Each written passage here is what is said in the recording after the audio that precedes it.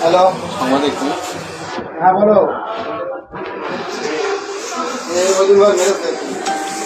যা করবো বাইরে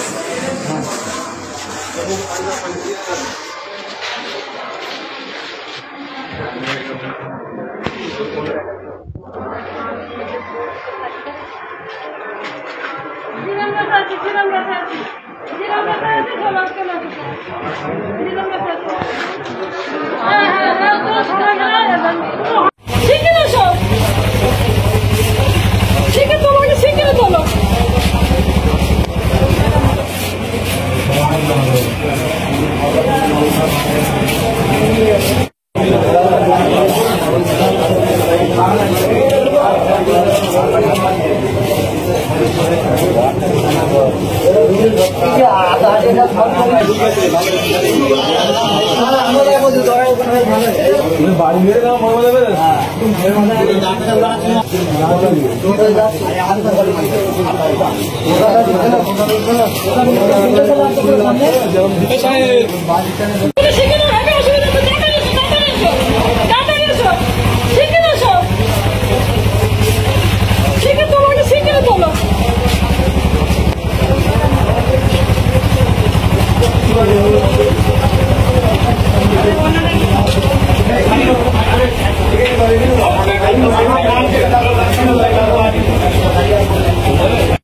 ঠিক আছে আমরা নিজেরাই তো বেরিয়ে যাচ্ছি।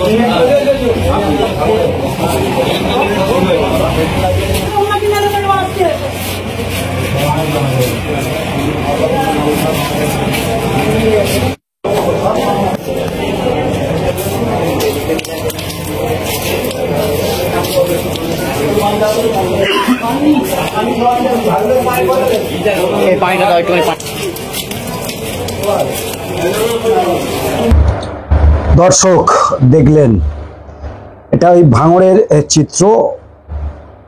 বেশ কিছুক্ষণ আগে যেটা বলা হচ্ছে, আইএসএফ এর যিনি বুথ স্তরের নেতা রয়েছে ওহিদুল ইসলাম, আইএসএফ দলটা তিনি করেন, লড়াকুর নেতা। তো কিছুক্ষণ আগে আপনাদের একটা ভিডিও দেখিয়েছিলাম যেখানে শওকত মোল্লা সাহেব তিনি বলছিলেন নিরপেক্ষতার কথা, তিনি বলছিলেন গণতন্ত্রের কথা, যে গণতন্ত্র মেনে আমরা কাজ করি, সংগঠন মজবুত করি, যদি কোনো বিরোধী দল নমিনেশন না করতে পারে আমাদেরকে বলুন, আমরা নমিনেশন করে দেবো। বিরাট বুলিয়ে ওড়াচ্ছিলেন।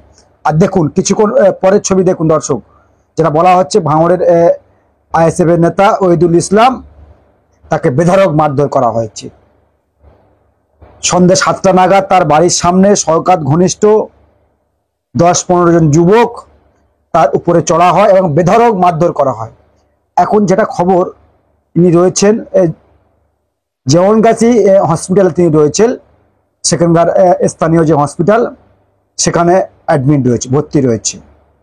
তো দর্শক আমাদের যেটা ভিডিও আর কি, ভিডিওটা কিছুক্ষণ আগে আমাদের কাছে এসছে, তো সেখানে বলা হচ্ছে শওকত ঘনিষ্ঠ কয়েকটা লিডারের নাম উঠে এসছে।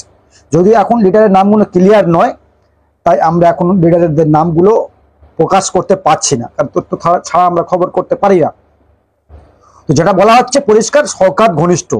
তাহলে দর্শক ভাবুন, যে শওকত মোল্লা সাহেব উন্নয়নের কথা বলে, দুর্গাপুজোর ফিতে কাটে, বিভিন্ন পার্বণে তিনি যান, আর তিনি এ সমস্ত তার কর্মীরা তাদের দিয়ে সমস্ত কাজ করিয়েছে, সেটা অভিযোগ আর কি। তো এখন আমরা বলতে পারি যে ভোটের আগে যদি উত্তপ্ত পরিস্থিতি ভাঙড় হয়ে যায়, তো এনার যে পরিচয় দেখছিলাম, ইনি সাধারণ একটা কর্মী, বুথের কর্মী, সাধারণ একটা কর্মী ওহিদুল ইসলাম।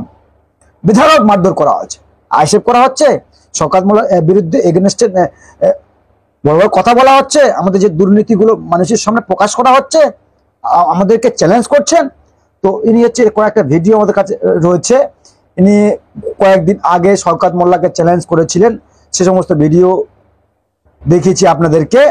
শওকত মোল্লা যদি ক্ষমতা থাকে তিনি ভাঙড়ে লড়াই করুক, নওশাদ সিদ্দিকী সাহেব লড়াই করবেন, ক্যানিং ও আইএসএফ প্রার্থী দেবেন, বেশ কথা তিনি বলেছিলেন।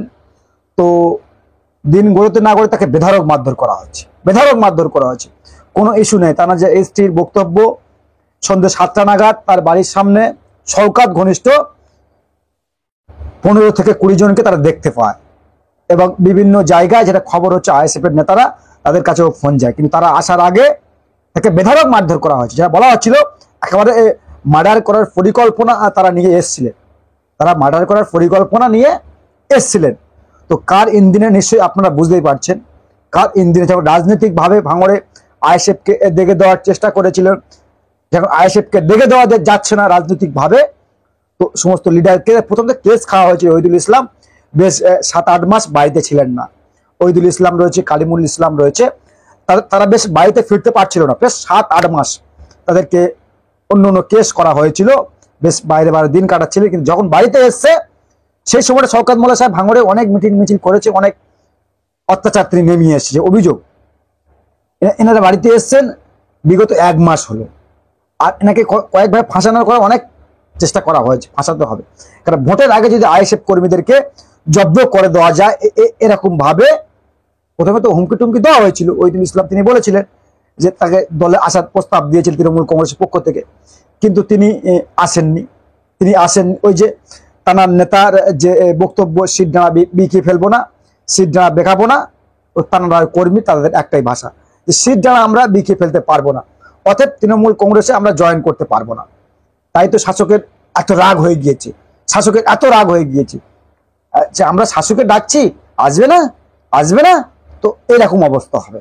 মানে এটা টেলার দিলে, টেলার শাসক এটা টেলার দিয়েছে যে ভোটের আগে যদি ওই আইএসএফ ছেড়ে না আসা হয় তো আপনাদের যারা রয়েছে আরো তাদেরই অবস্থা এরকমই হবে, তাদেরই অবস্থা এই ওহিদুল ইসলামের মতো হবে। মানে এটা দিয়ে আর কি ভাঙড়বাসীকে বোঝাতে চাইলো আর কি তৃণমূল কংগ্রেসের পক্ষ থেকে, যে ভোটের আগে যদি আইএসএফ এই চটাপাট্টারি গুড়িয়ে না ফুরফুরা চলে যায়, যদি না যায় তো তোমাদেরই হাল এরকমই হবে। তো তোমাদেরই অবস্থায় ওহিদুল ইসলামের মতো হবে। ধমকানি চমকানি চলছে, ধমকানি চমকানি চলছে। দর্শক, আইএসএফ এর অনেক নেতা এই মুহূর্তে মুখ খুলেছেন। কারিমুল ইসলাম তিনিও ঘটনাস্থলে হসপিটালে তিনি, তার মুখ থেকে অনেক বক্তব্য আমাদের শোনার রয়েছে, তিনি অনেক বক্তব্য আমাদেরকে দেবে। আমরা ফোন করেছিলাম, তিনি বলেছেন ব্যস্ত রয়েছে, তাকে অ্যাডমিট করে দিয়ে আমাদের সঙ্গে কথা বলবে। তো আমরা বলছি ঝাঁকুশি তাই চলবে, ঝাঁকুশি তাই চলবে, মানে বিরোধী রাজনৈতিক দল থাকবে না, কেউ সরকারের এই সরকারের সমালোচনা করতে পারবে না, এই সরকারের এগেনস্টে কেউ ভোটে লড়তে পারবে না, কেউ কথা বলতে পারবে না। শাসকের যে ভাঙড়ের যে অবস্থা চলছে, ভাঙড়ে আজকে শাসক শূন্য কেন? এ সমস্ত কারণে, দাঙ্গা, মারপিট, লুট, এর কারণে তো শাসক ভাঙড়ে দাঁত ফোটাতে পারেনি। তাই আইএসএফ তো জায়গা করে নিয়েছে। এবার রাজনৈতিকভাবে হয়তো আইএসএফ এর সঙ্গে, আইএসএফ এর যে পরিস্থিতি এখন ভাঙড়ে, সেখানে তৃণমূল কংগ্রেস দাঁত ফোটাতে পারছে না। আর দাঁত ফোটাতে পারছে না বলে সাধারণ যারা কর্মী রয়েছে তাদের উপর অ্যাটাক করা হচ্ছে, অ্যাটাক করা হচ্ছে। মানে এটা দিয়ে বোঝা চাই শাসক যে ভোটের আগে সাবধান হয়ে যাও, 26-এর যে ভোট রয়েছে বিধানসভা, ভোটের আগে সব সাবধান হয়ে যাও, নইলেই ওহিদুলের মতো অবস্থা হবে। এটা দিয়ে আগে বলার চেষ্টা করেছে। দর্শক, আরো আরো ভিডিও আমাদের কাছে রয়েছে। দর্শক, আমাদের সঙ্গে থাকবেন, বাকিটা কমেন্ট বক্সে কমেন্ট করবেন, আর চোখ রাখবেন আমাদের চ্যানেলে, কারণ প্রতিনিয়ত ভাঙড়ে যে ঘটনাগুলো ঘটছে আর আরো আরো ভিডিও আপনাদেরকে দেখাবো। তাই বলবো ভিডিওটা বেশি বেশি করে শেয়ার করতে আর আমাদের চ্যানেলের দিকে নজর রাখতে।